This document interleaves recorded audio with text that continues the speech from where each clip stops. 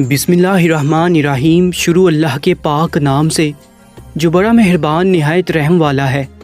दोस्तों, आप इस वक्त मौजूद हैं उर्दू मेडिकल्स पर।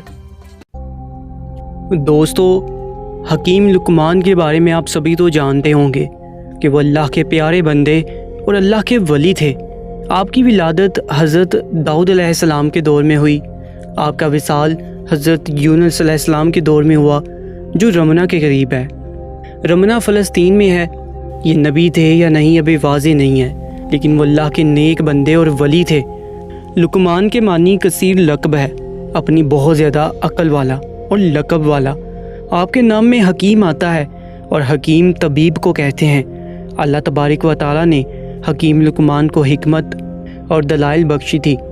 आपकी हिकमतें यूनान में बहुत मशहूर हैं, जिसे तिब्बे यूनानी कहते हैं।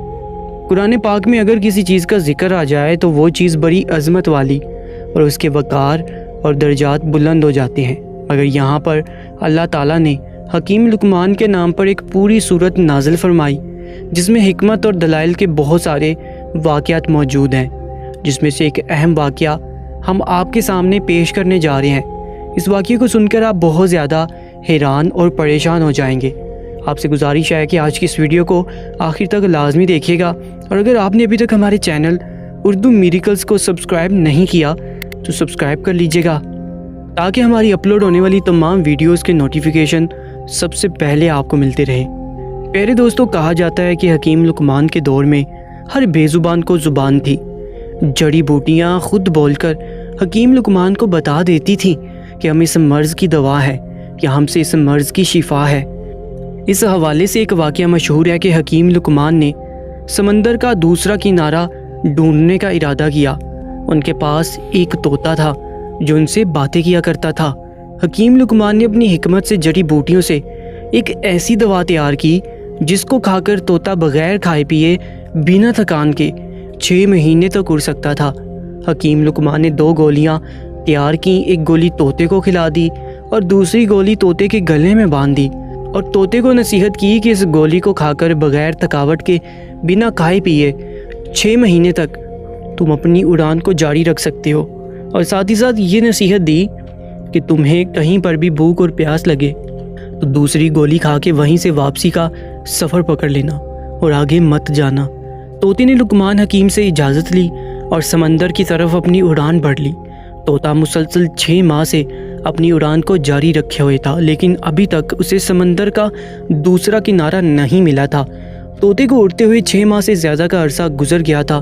अब उसे भूख और प्यास महसूस होने लगी थी और थकावट का भी एहसास होने लगा था।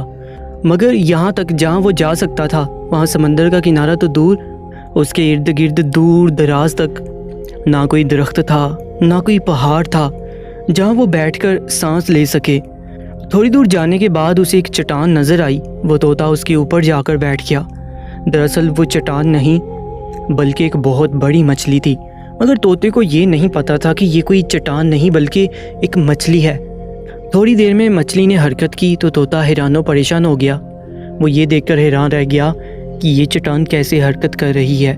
जब मछली ने अपना मुंह बाहर निकाला तो वो भी उस तोते को देखकर हैरान हो गई और उससे कलाम करने लगी, क्योंकि उस वक्त हर चीज़ को ज़ुबान थी। इसलिए मछली ने उससे पूछा, तुम कौन हो और यहाँ कैसे आए हो? तोते ने कहा, तुम कौन हो? मछली ने कहा, मैं समंदर की मखलूक हूँ। तब तोता बहुत ज़्यादा हैरान हुआ और कहने लगा, अल्लाह की पनाह, मैंने अपनी ज़िंदगी में आज तक इतनी बड़ी मछली नहीं देखी। तोते ने कहा, मैं लुकमान हकीम का तोता हूँ। लुकमान हकीम ने मुझे समंदर का दूसरा किनारा ढूंढने को भेजा है। मैंने बहुत ज़्यादा सफ़र किया, लगातार 6 माह तक उड़ता रहा, लेकिन अभी तक समंदर का दूसरा किनारा नहीं मिला और मैं बहुत थक चुका हूँ और इससे आगे मैं नहीं जा सकता हूँ। क्या तुम जानती हो कि समंदर का दूसरा किनारा कहाँ है? तो मछली ने कहा, तुम मुझे पहले ये बताओ कि तुम यहाँ तक पहुँचे कैसे हो? ना कोई दरख्त है और ना ही कोई पहाड़ है जिसके ऊपर तुम बैठकर सांस ले सको। यहाँ तक पहुँचे कैसे हो? तब उस तोते ने लुकमान हकीम का सारा वाक़या उस मछली को बताया। तब मछली ने कहा, समंदर का दूसरा किनारा कहाँ है ये तो मुझे भी नहीं मालूम, लेकिन समंदर का दूसरा किनारा कहाँ है इसको ढूंढने में तुम्हारी मदद नहीं कर सकती, क्योंकि मैं समंदर के अंदर जाती हूँ بہت مچھلیاں سمندر کے اندر موجود ہیں جو مجھے کھا جائیں گی، جو مجھ سے بہت زیادہ بڑی بڑی ہیں۔ طوطے نے کہا ٹھیک ہے، تم مجھے وہاں بھیج دو جہاں سے میں آیا ہوں۔ تب مچھلی نے کہا میری پیٹھ کے اوپر بیٹھے رہنا، تو طوطے نے ایسا ہی کیا۔ تب مچھلی نے اپنی کروٹ کو بدلا اور پلک جھپکتے ہی طوطے کو اس جگہ پر پہنچا دیا جس جگہ سے آنے میں اسے 6 مہینے لگے تھے۔ طوطا بہت حیران ہو گیا کہ جہاں سے اسے اڑتے ہوئے پہنچنے میں 6 ماہ کا وقت لگا تھا، مچھلی نے اسے ایک جھٹکے میں پہنچا دیا۔ اور ابھی وہ یہ بھی دعویٰ کر رہی تھی کہ اس سے بھی بڑی بڑی مچھلیاں سمندر کے اندر موجود ہیں، جس کی وجہ سے وہ آگے نہیں جا سکتی۔ طوطا حکیم لقمان کے پاس گیا اور انہیں سارا ماجرا سنایا۔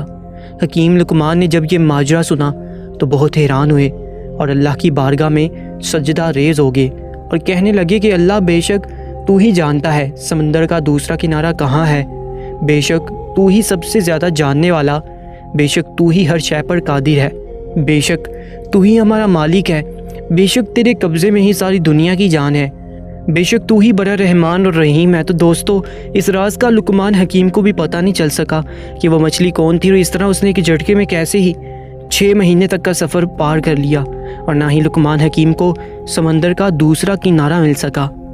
دوستو مشہور ہے کہ ایک مرتبہ لقمان حکیم کے آقا نے حکم دیا کہ میرے لیے ایک بکرا ذبح کرو اور 2 پاکیزہ اور بہترین بوٹیاں میرے لیے نکال کر لاؤ۔ حکیم لقمان نے حکم کی تعمیل کرتے ہوئے بکرا ذبح کیا اور زبان و دل نکال کر آقا کی خدمت میں پیش کر دیا۔ ایک موقع پر بھی مالک نے حکم دیا کہ بکرا ذبح کرو اور جو سب سے خراب اور گھٹیا بوٹیاں ہوں نکال کر لاؤ۔ چنانچہ حکیم لقمان نے دوسری مرتبہ بھی بکرا ذبح کیا اور پھر وہی زبان و دل نکال کر آقا کی خدمت میں پیش کر دیا۔